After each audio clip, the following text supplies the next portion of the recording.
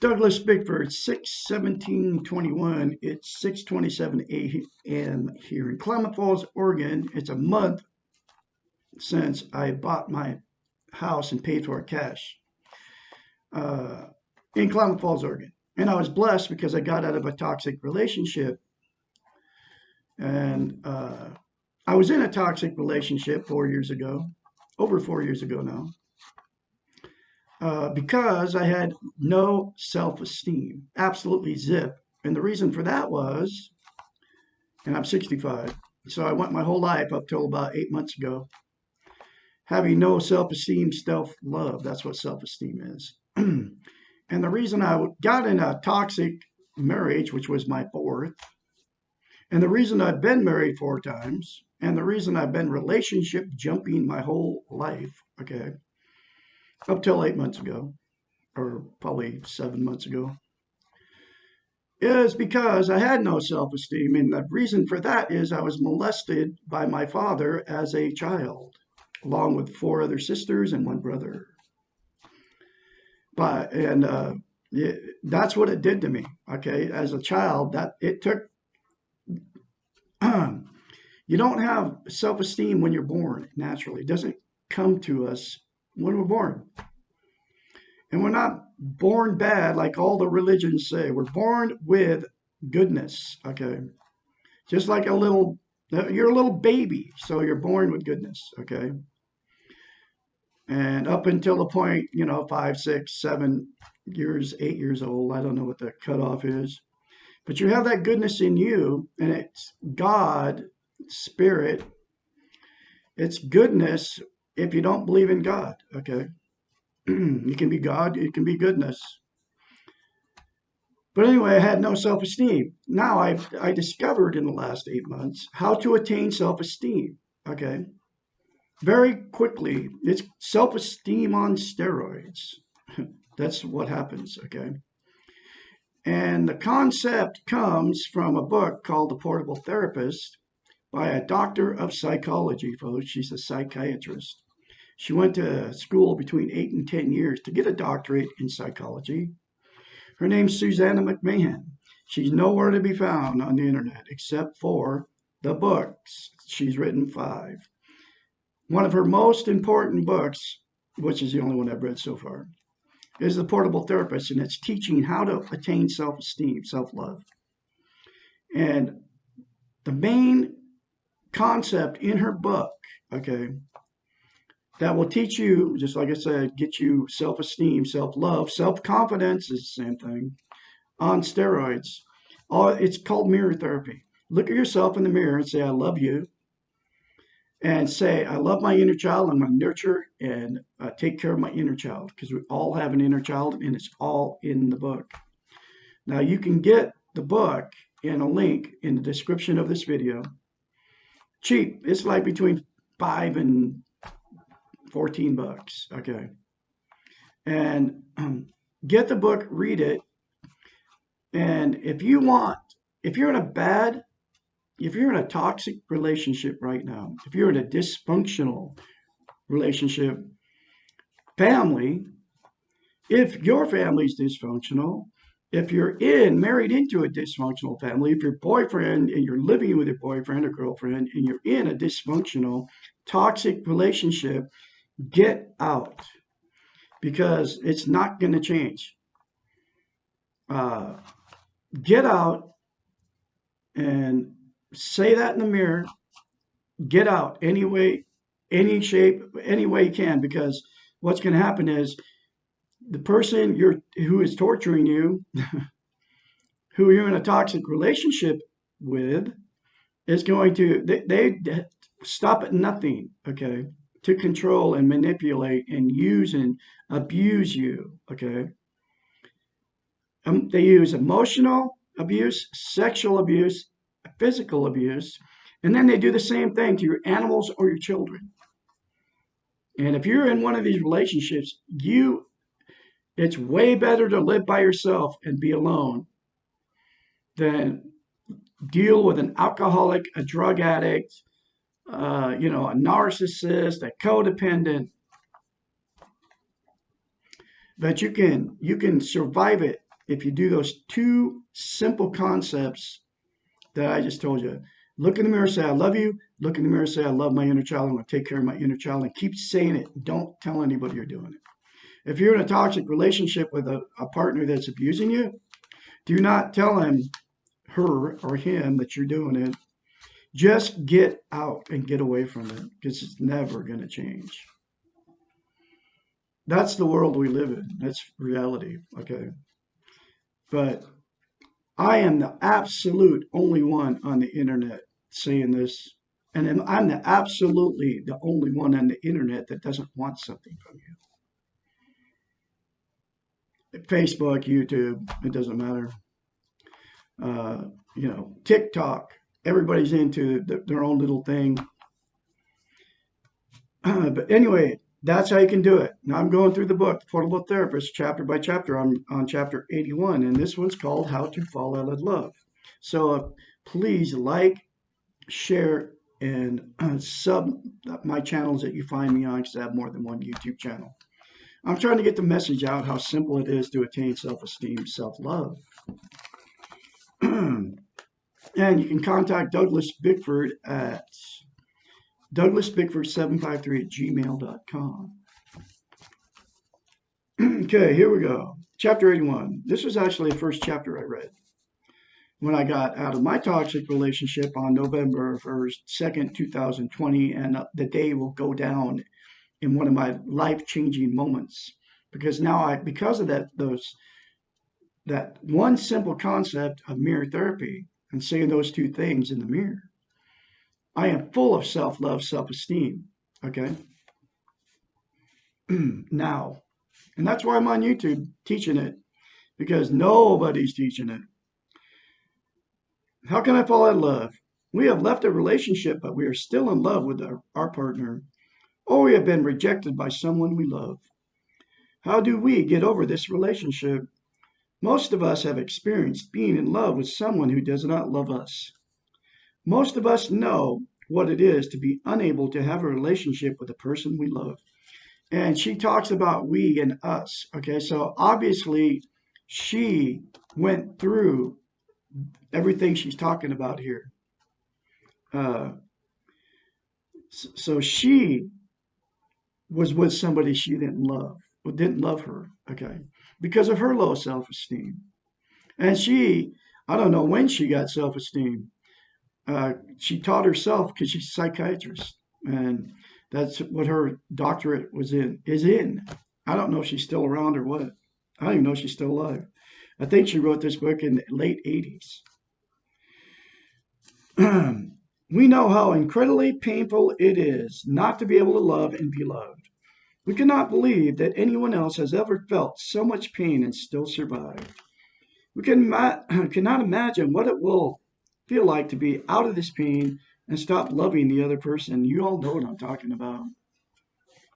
That pain is terrible. I'm after 8 months, I'm finally starting to recover from the pain of it. The pain is less and less, okay? Because I was totally like in love with her.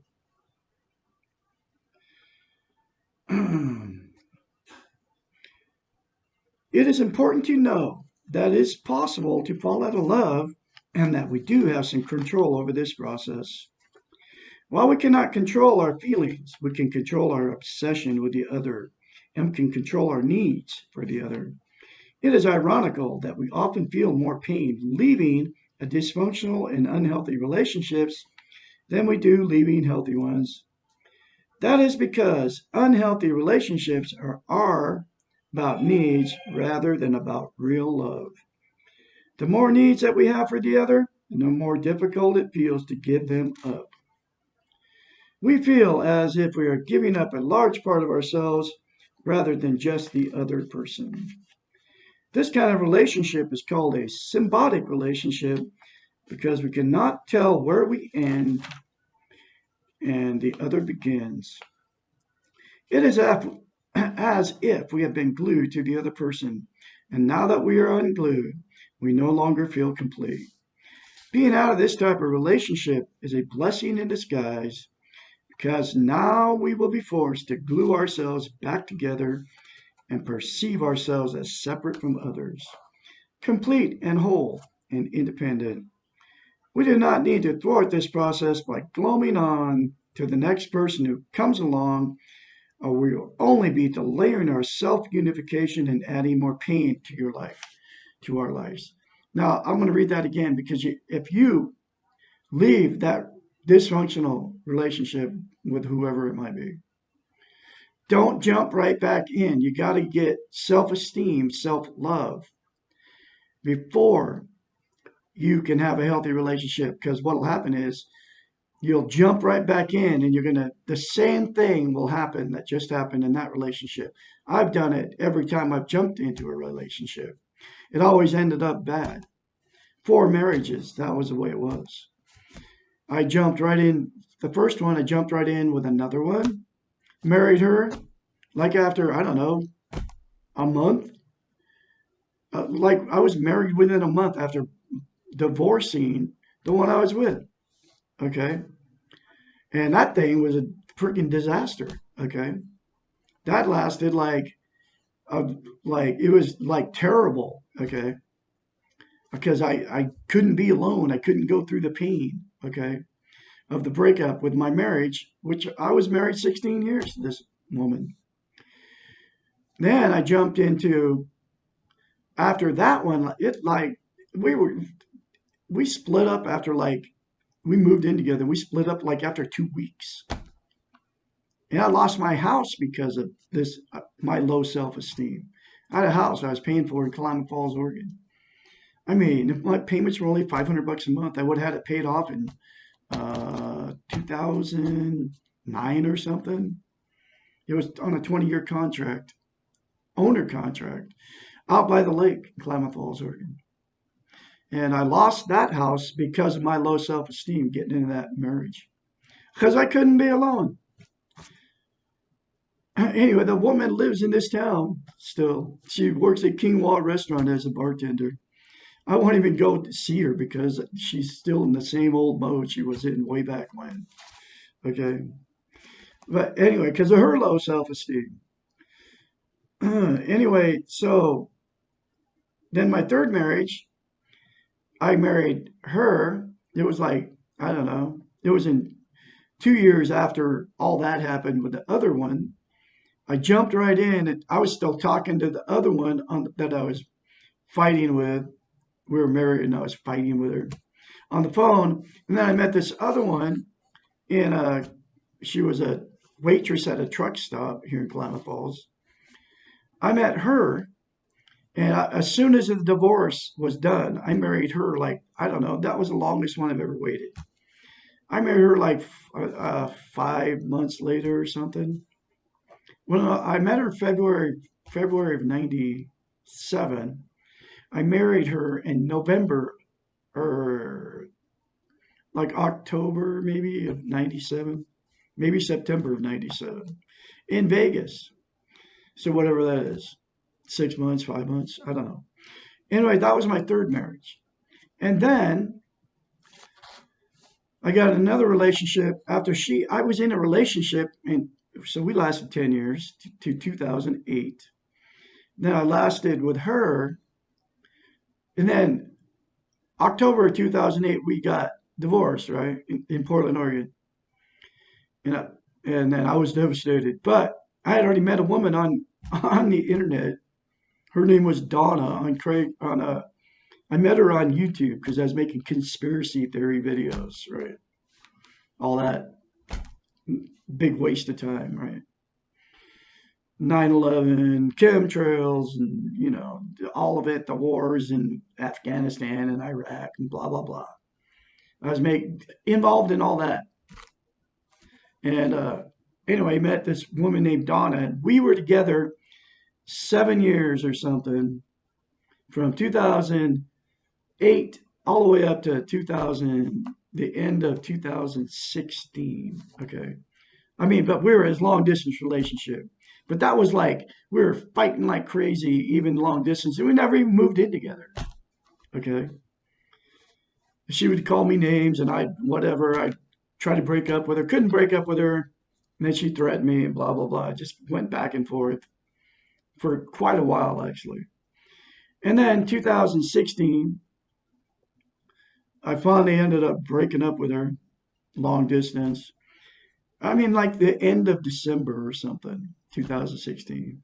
And then boom, right back at it, May of 2017, looking for another woman on Craigslist. I never married that Donna woman. So single guy, and then put an ad on Craigslist in May. And sure enough, here comes my next failed marriage, which lasted 3.5 years. And that's the toxic relationship I just got out of. But the reason I'm saying all this is because that's exactly what happens if you don't, because I never had got self-esteem in between all of them. I just jumped right back in a relationship with another person, and the same thing happened over and over and over again. Okay. But this time, this was the first chapter I read out of this book. When I found it, I believe the creator put it in a box at my son's house, who was also with an alcoholic, explosive relationship, his low self esteem. It was in a box. That was the first place I landed with my RV and an old R trailer, Prowler 87. Both of them were Dodge 87 van and a old 1987 Prowler trailer to pull behind. I ended up in his driveway, and then I found this book in a box. Buried at the bottom, I was looking for a freaking coffee cup. So here I am today teaching self-esteem. But I'm telling you, if you don't get self-esteem and you get out of a bad relationship, you'll jump right into another one and the same thing will happen. Begin the process of falling out of love by accepting the fact that you need to be out of love with the other. I never got out of love with all of them. Okay. If 5 of them, 4 of them. Recognize that this will take time and will not happen overnight. It takes time to really love somebody else, and it takes time to stop loving them. You get that, start having sex with them, and then you're around them all the time, and no matter what they do to you, you have that need for them to be there. Sex is one of them. Recognize, okay, change your focus on how much you love the other to how much you needed the other. This is like one of the most important things to do when you get out of the relationship.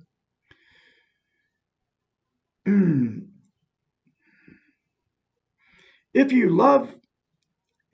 you needed the other to feel loved, practice loving yourself. And that's what I love you in the mirror, and I will take care of my inner child will do for you. Act as if you love yourself and engage in loving activities towards yourself. If you needed the sex, masturbate. It's very huge for a man. Okay. Masturbate to alleviate the sex drive, because we all have it and there's nothing you can do about it. That's reality. Masturbate, okay? Then you won't be jumping in another relationship with another woman. And then don't fantasize about that woman. Go fantasize about somebody else, okay? But don't go jump in another relationship just to have sex with somebody. Use the masturbation to alleviate that sex drive, because that will get you in trouble, okay? It's like when I married her, it was all about, she was good looking, and I couldn't wait to have sex with her. That was one of the reasons I married her, okay? So the masturbation part of it takes care of that sex drive, because you can't get rid of it. I'm 65, it never goes away.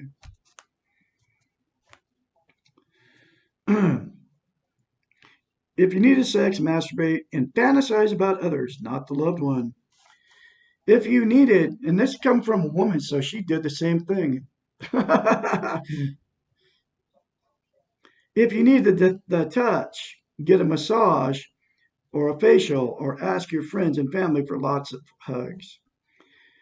If you needed the companionship, reach out to your friends and make new friends. Extend yourself and begin new hobbies and activities.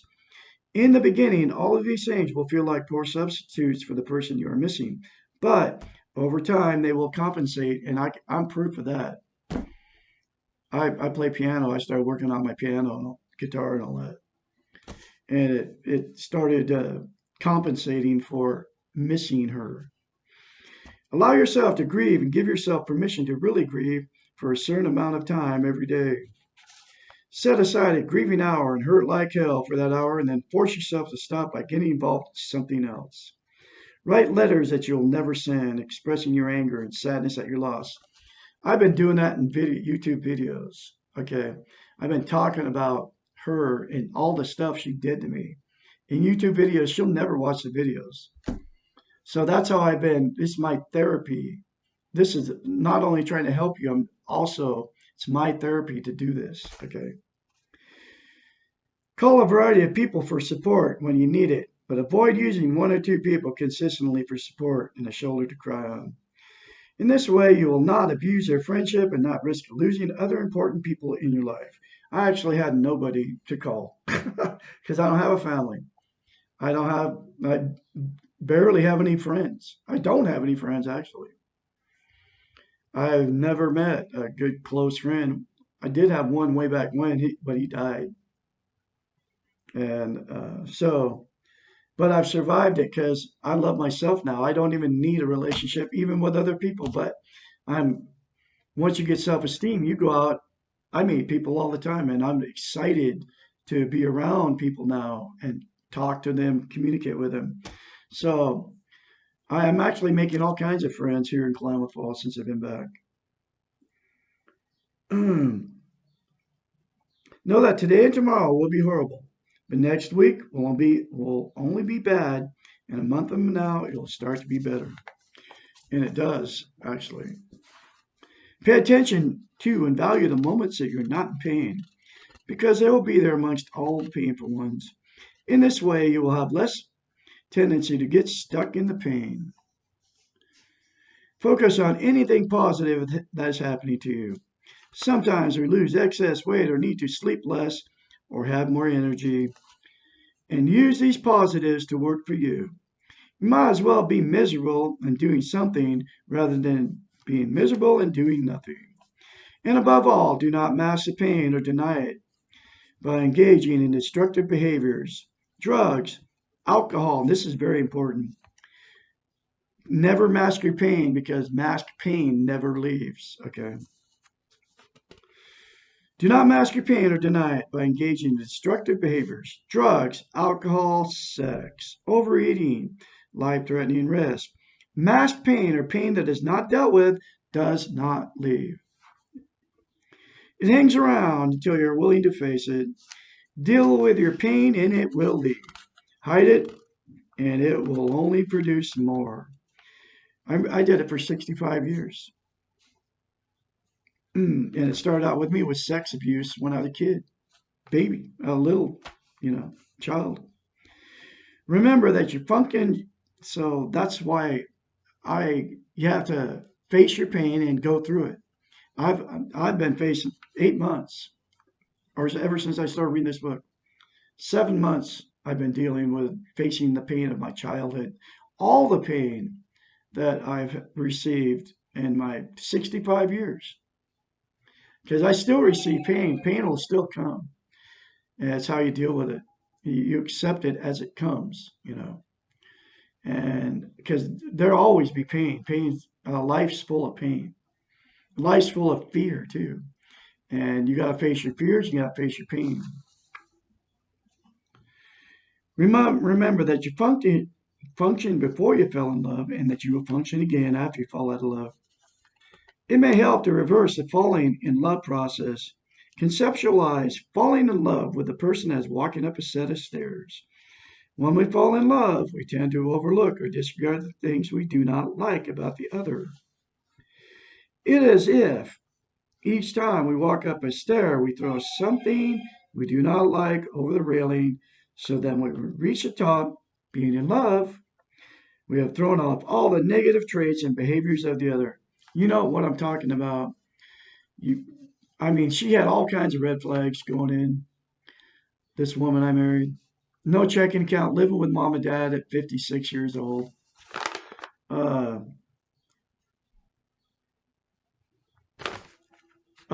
like just all of it. Okay, she didn't even have a. She had a flip phone, cell phone, but she didn't pay her. She had no.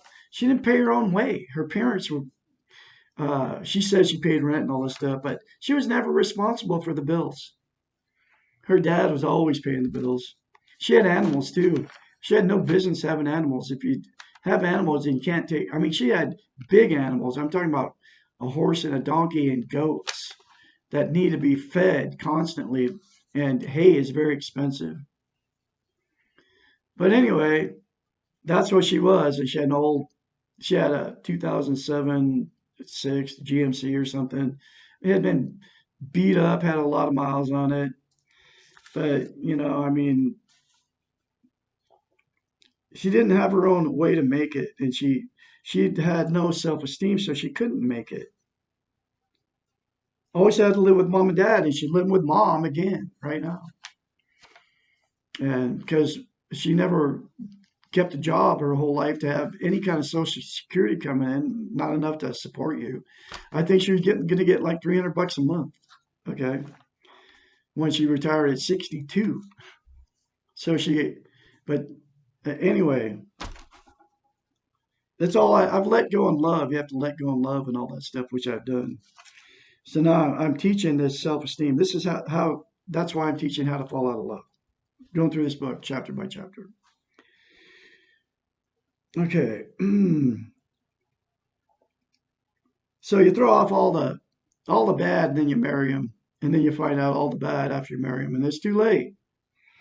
Falling out of love means walking down the same set of stairs and retrieving each of the things we threw over the railing. This time we focus on each thing that we did not like or that bothered us. I bet I didn't even know her. I married her after 3 weeks. I found it all out after I married her. Otherwise, I probably would have never married her. Nothing is too small for our attention. When we get to the bottom of the stairs, we will be dealing with a flawed human being, and that is someone that is easier to fall out of love with. Try to avoid the romantic places and music that you have shared with the other. This is not the time for a trip down memory lane. Why bring more pain than you already have? Put yourself in new environments or situations without painful memories. That's exactly what I did, but I didn't even know what I was doing when I left. I ended up in Christmas Valley, Oregon. One day you will be able to hear your songs and be in your places, and it'll be bittersweet, and you'll more easily deal with it. But not now. Now it'll only hurt like hell. Take good care of yourself. Remember that when you are hurting and in pain, you need to be kinder and more loving to yourself, usual to yourself. Avoid recriminations and self-blame and do not obsess over past mistakes. You are human, imperfect, and you are allowed to make mistakes. You cannot maintain a relationship with the illusion of infallibility. When someone stops loving you, this has more to do with where they are than what you have done. When you love others, your love is a gift to them. When you are loved, you are receiving a gift from someone else. You do not have any control over when and how others choose to give you their gifts. You cannot demand or expect these gifts because they are no longer gifts. You can only expect a gift of being loved from yourself. When someone stops loving you, love yourself more. When you stop loving someone else, also love yourself more. This will help to reduce the neediness within yourself to be loved and will prevent symbiotic relationships with others. Now, first thing you do, folks, like I said at the beginning of this video, look yourself in the mirror and say, I love you. Say, I love my inner child. I'm going to nurture my inner child. And then get the book. It's in the link down there, like I already told you. So I'll have another edition of the Portal Therapist for you. Y'all have a great day out there. Please like, sub, and share these very important life-changing videos. And never, never give up. And your attitude determines your direction. And I I would rather be hated for who I am than loved for who I am not. You all have a great day out there.